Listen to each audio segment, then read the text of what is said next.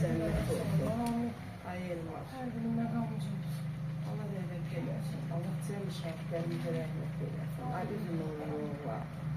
Ay bizim məhəlləmizin ilgidir. Hadi bakalım. Ne geçecek? Ne bakacağız? Çok səbir versin. Kameralara koyduk. 92 şəhidlərindən də orada var.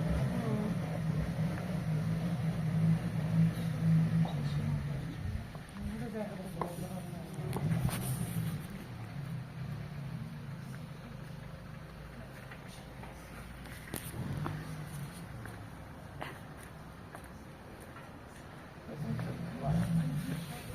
Bizim şehitlerimizi bizlere göre şafak zilirler.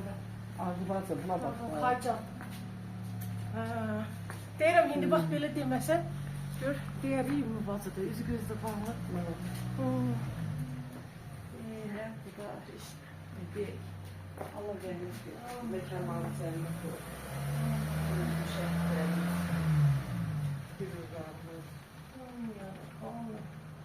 Allah emin bacı sərkan sağlığı versin, səbir versin, güclükdə versin, gözün versin. Allah ağlımızı başımızdan almasın.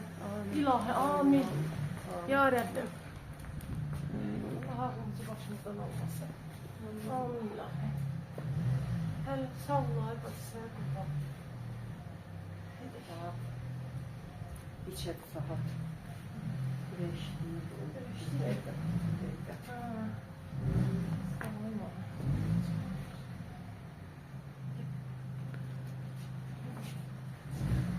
Saat neçə deyirsən?